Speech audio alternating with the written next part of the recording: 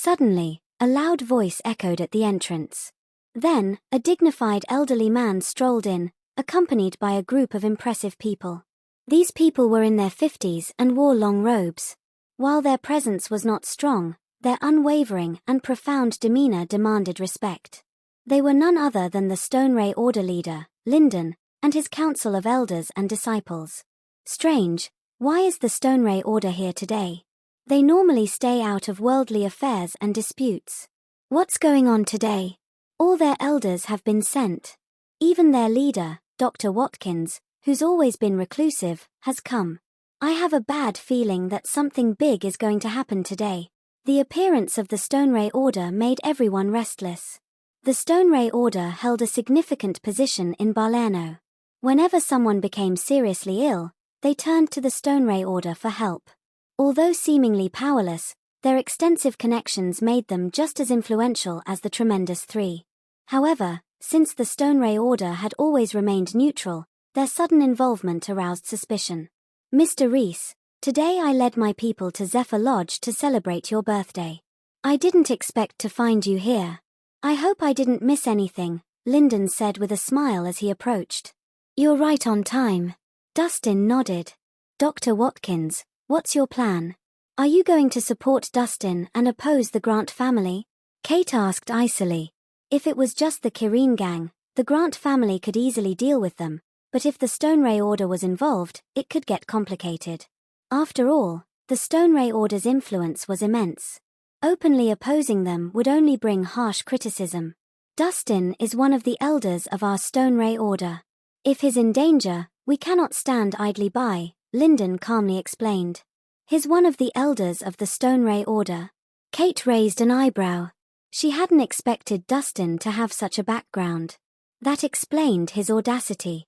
General Lionheart, today is a day for celebration. It's not wise to let the situation escalate.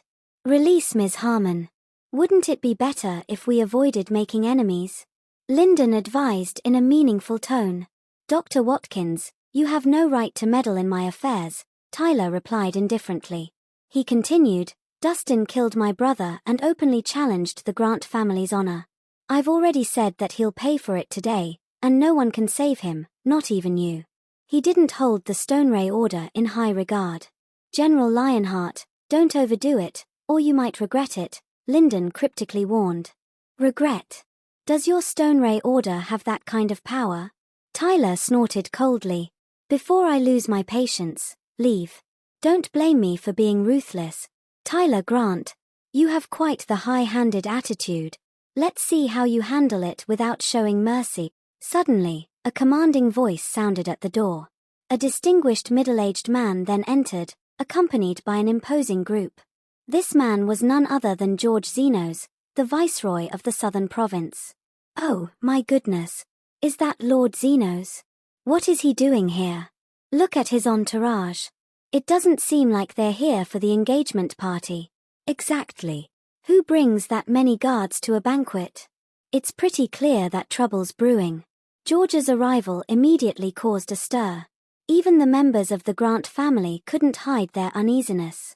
After all, George was a viceroy. He held a great deal of power throughout the southern province, both military and political. He was a high-ranking official, a truly influential figure.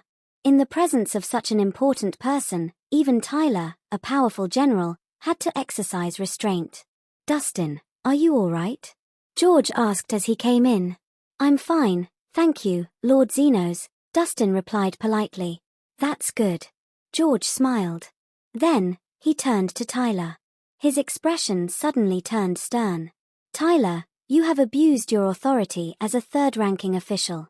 Do you think no one can keep you in check? George's words were direct and spared no disrespect for the Grant family.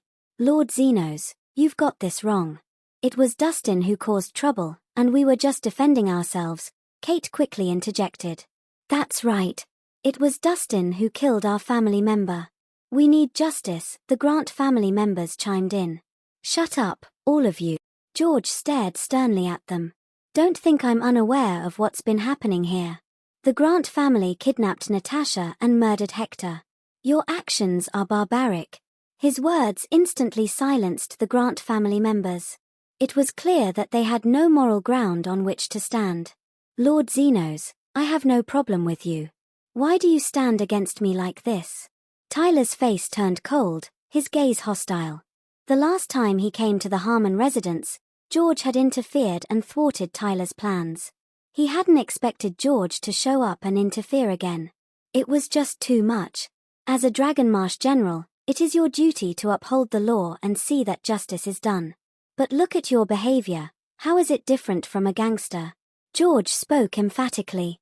Lord Zenos, even though your official rank is higher than mine, that doesn't mean you can order me around, Tyler asserted. He continued, my position as general was bestowed upon me by the royal family and falls under the jurisdiction of the Ministry of War. Even though you are a viceroy, Lord Zenos, you have no right to meddle in my affairs. A viceroy held the highest position in a region. They oversaw both military and political affairs. Although their rank was high, they were civil officials. Tyler, on the other hand, was a military officer, and they operated under different systems. Civil officials and military officers have always had a strained relationship. If things escalated, Tyler wouldn't be afraid because he had powerful backing. Tyler, don't be so arrogant. George snorted coldly. The Southern Province is under my jurisdiction. If you do something outrageous, I'll not stand idly by. Lord Zenos, I've always obeyed the law, so where do these outrageous acts come from? Tyler asserted. He added, even if I were truly guilty, there is nothing you can do about me. You are only the local governor. As he finished, a deep, imposing voice suddenly sounded. If Lord Zenos can't deal with you, what about an old man like me? The voice wasn't loud, but it was clearly heard by everyone. Following the sound, a group of people entered through the main gate, led by a sturdy, white-bearded old man. An elderly man, who radiated authority and seriousness, arrived, causing a sudden tension in the atmosphere. It's General Murray. General Murray is here. What's going on today? Why is General Murray coming here? He usually keeps a low profile. Oh dear, it seems trouble has found its way to the Grant family. George's arrival was already quite surprising, but Christopher's appearance was even more astonishing. Christopher was a highly respected Grand General and protector of the kingdom. He had achieved remarkable feats and held a revered position. With his life devoted to warfare, his many followers, and his unmatched power, connections, and influence, he stood as the foremost figure in Balerno. He even cast a shadow over George, the Viceroy of the Southern Province. Kid, I'm here to support you today. Let's see who dares to act recklessly. Christopher wasted no time and openly declared his support for Dustin. This unexpected move stunned everyone. Whispers filled the air as they realized Dustin had a formidable ally. What? General Murray is here for this kid. Is this for real? Why is that? What does this young man have that makes General Murray support him? Judging from this show of force, does this kid have a powerful background? People whispered among themselves, and their opinion of Dustin changed significantly. At first, they thought Dustin was stirring up trouble, but now he seemed well prepared. They gradually realized that Dustin dared to challenge the Grant family because he had influential backing. How is that possible?